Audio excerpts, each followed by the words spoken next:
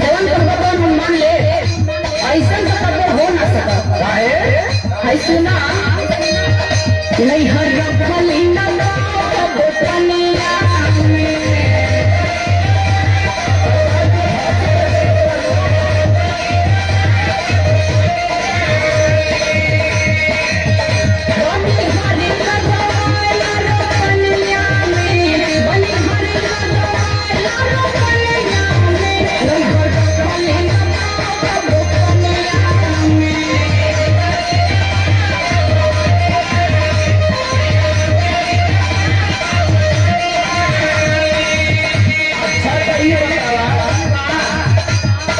कि हमारा जो सगरी कमाई है खेती किसानी है ना, हम कोनो सरकारी नौकरी करत हन।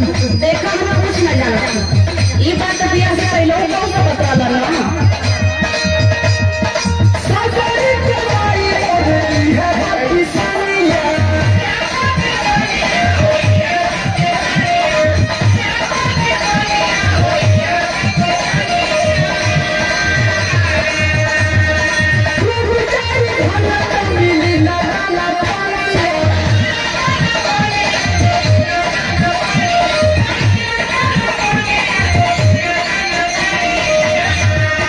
सारा कुछ यही के ऊपर चला जाना है।